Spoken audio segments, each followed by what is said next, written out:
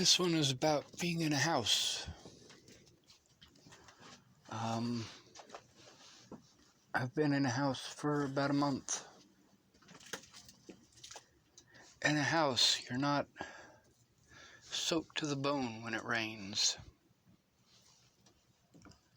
When you're in a house, you don't have to wander around for hours and hours and hours at night trying to find a place where you can sleep without being harassed by the cops. When you're in a house, you don't have a police officer waking you up in the morning, charging you $400 and 60 hours of community service because you got busted using a blanket. In a house, you don't have to walk 3 to 5 miles every day to go get some food.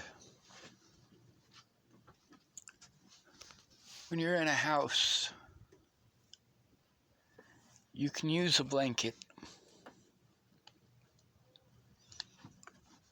When you're in a house and it's raining outside, you don't have to lay in it to get some sleep.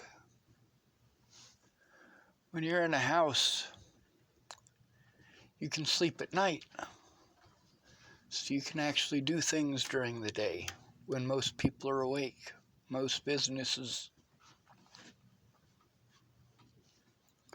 When you're in a house and you have family and you get sick, you can rest and you can heal up instead of having to walk to a clinic 5 miles away in the cold, only to be thrown back out into the cold where it gets worse and you might die.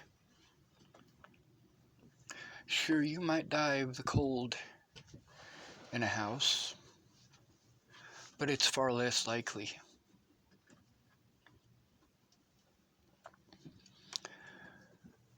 When you have family that cares and you're in a house, you actually get to heal up.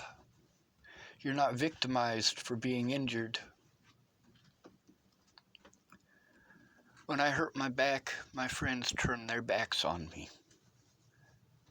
I was behind the Cheesecake Factory in Boulder, Colorado, sleeping behind a dumpster that people use as a toilet. And if I wasn't behind that dumpster, I was under a pile of boxes so that I wouldn't be seen, I wouldn't get harassed by the police. When Natalie tried to kill herself over her mother because I wasn't there in Virginia fast enough, she got to heal up in a house, not behind a dumpster, not getting harassed by the police, not getting tickets.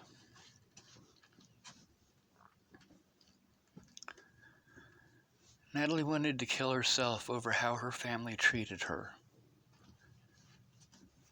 Repeatedly, over and over and over again, they did these things. And you pretend that they're the victims. No, her family are the predators. My family are the predators.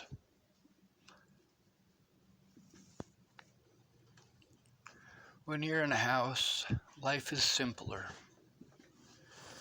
Those of you who have never been homeless, you seem to have this idea in your head that it's just one big giant party. Kind of like most of you think that being a Native American is just one big giant party. I hear these hateful things you say. These evil things that you say to justify turning a blind eye or to justify taking part in the cruelty. They're all drunks. They're all druggies. They're all alcoholics. And yes, those things hurt. But it's not those words that hurt the most. It's the things that people do over them. the people who walk by or snicker or point you out to their children and say, stay away from those people. Those people do bad things. Of course, then there's the main aspect of sexual assault. The person most likely to do that is your father. Hands down, your father. While you're walking down Pearl Street Mall hand in hand with your mother, and she's pointing out these homeless people and saying, stay away from them, they do bad things.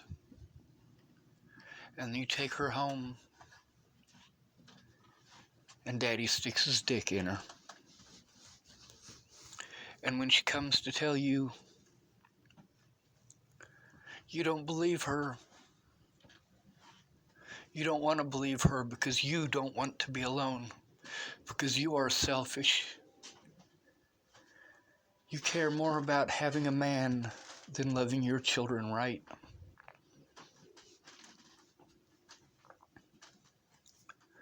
But still,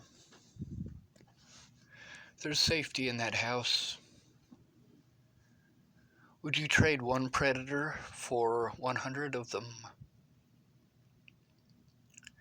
Many of the women out on the streets, they hit the streets and it's so cold. So cold. They don't want to die of exposure like many of these native women that you get to read about, if you actually care to look. So a man takes them home, says, oh, I'll take you home, I'll give you a warm place to stay. And then he rapes her. Because he's got a roof, he's got a place where he can get away with it. He has rights and she does not. Many of the women that I know, they would rather freeze to death out in the snow than go home with one more man. But the fact is,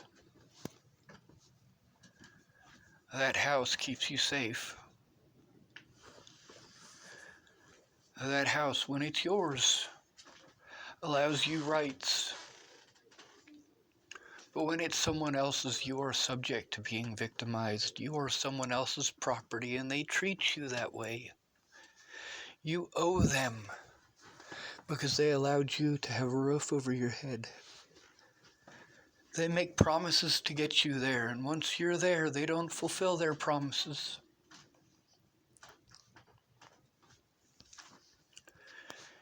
Now, don't get me wrong, there are literally thousands of Native women who disappear every year. Every single year. But there are tens of thousands of homeless women who disappear every year, and who speaks for them?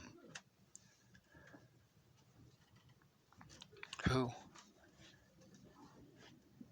Housing first. Without a safe environment, how are these people supposed to function? You tell them to get jobs. Meanwhile, they don't have a clean pair of clothes.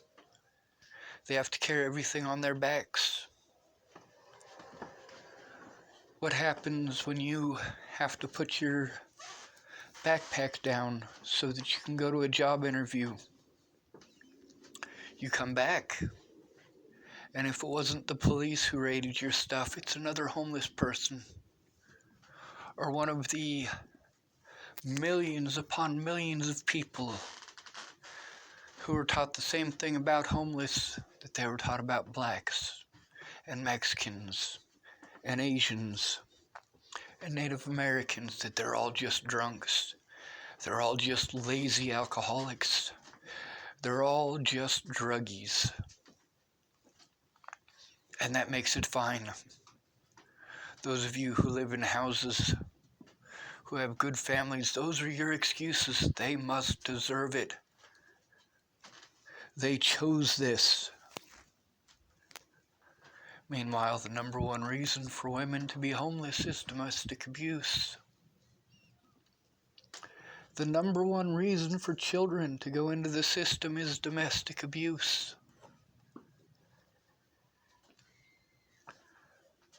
Amy Kalina Kingery, her daughters ended up in the system because of domestic abuse and drug use. The children weren't doing the drugs.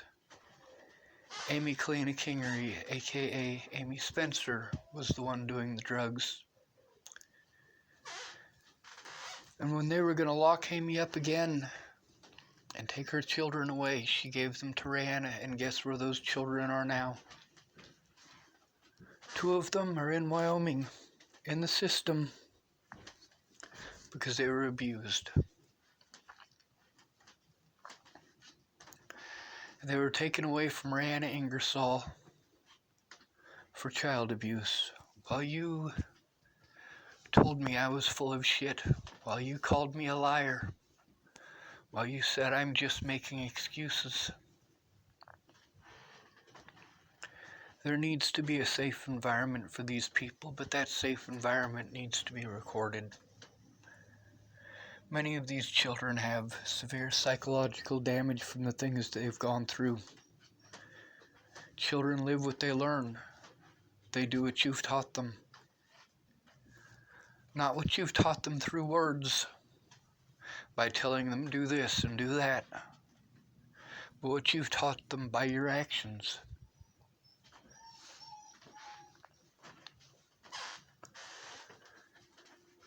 In a house, you may only have one predator. One woman that I know, she's been abused on several occasions by the man that she's with. And she's been homeless most of the time she's been with this man. But you know what? She went without him for several months. And although this man has hit her on average once every 2.5 years, he never raped her. And in the few months that she was alone, she was beaten repeatedly. She was raped repeatedly by many people, many predators. She went home with men who had expectations. It wasn't her home, though. When you don't have family that cares, when you don't have a good, loving family, you live a different life out of necessity and desperation. And you get judged for the things that you have to do to defend yourself. And you might not think of letting your dad rape you in that light. But many women that I know, that's exactly what they did.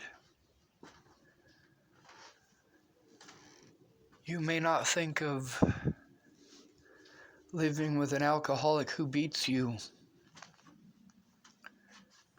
as a defense mechanism, but it is. Say a man inherits his house like a man here in Chapel, Nebraska did. He gets drunk every night, but he doesn't beat you very often. But if you've been on the streets, you already know that it's worse out there. And listening to that drunk scream at you every night might actually be safer than packing up a backpack, hitting the streets, and getting victimized by the police. Yes, there are officers in Colorado and other places in America taking part in the sex trafficking of human beings.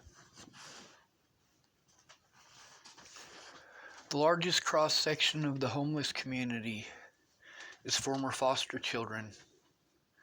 The largest cross-section of the prison and jails is former foster children. The second largest cross-section of the jails and prisons is the homeless. Now, black people account for 11% of the United States population. They account for around 20% of the jail and prison populations. The homeless account for between 2 and 4%, depending on what you consider homeless. 2 and 4% of the population, and they account for 80% of the incarceration. 80%. These drug users, many sober homeless people go home with drug users, not knowing that they're drug users. And these drug users abuse them and get away with it. They abuse the homeless who they invited into their house. They abuse the drugs. And when that homeless person leaves and tries to tell on them, they are victimized by the police. The person smoking meth who raped you gets away with it because he has a house. He calls you a druggie and a freeloader, and it makes it all okay because he has a house. The law favors the guilty. The law favors those who have a house. Most of the homeless people that I knew when I was on the streets had jobs. Many of the homeless people that I knew did sell drugs or alcohol or marijuana. Out of desperation, many veterans that I knew that were anti-drug never used drugs in their life. Many of them sold drugs out of desperation because the help that they were promised when they left the military never came. All these men who fought for this government were shamed by the American people for being homeless. They just wanted to get up and out, wanted to get a home of their own. Meanwhile, they're victimized by officers because they're homeless. Homeless veterans. Imagine that. But then you only want one specific group of these people to have help. Maybe you only want to help the veterans. Maybe you only want to help the women. Meanwhile, these two groups get more help than anyone else. Veterans and women, mostly single mothers, get more help than anyone else. Do you think about those other people? Do you think about the people who are ineligible for military service but still tried? Do you think of the people who worked their whole lives, got injured, and because it wasn't at work, they ended up homeless? Do you think about the people who have mental disabilities, who literally cannot function in your society, cannot jump through all of the hoops that you expect them to? And because of this, they'll never get unhomeless without your help. But do you help them?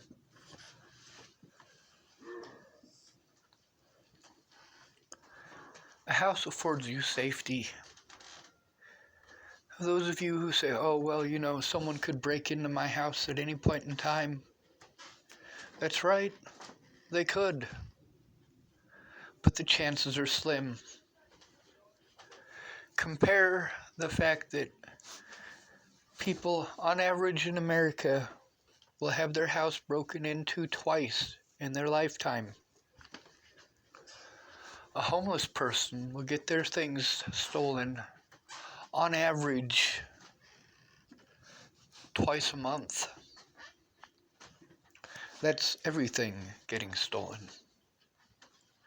We're not talking about the little things, because then you probably have somebody steal something off of your back or out of your backpack just while they're watching it, while you go to a job interview, or while you go down to the services that people told you to go to. Sean, if you go to this place or you go to that place, they'll give you help. And I spend my time and resources to get there, and I don't get that help. And I missed the food because I went there instead. Not that it matters the amount of calories that you expend walking to where the food is, and it's a different place every day, so it's not like you can just stay in the area.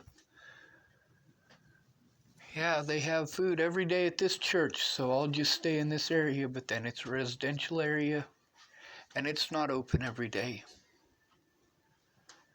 They have it on rotation in places like Denver and Boulder.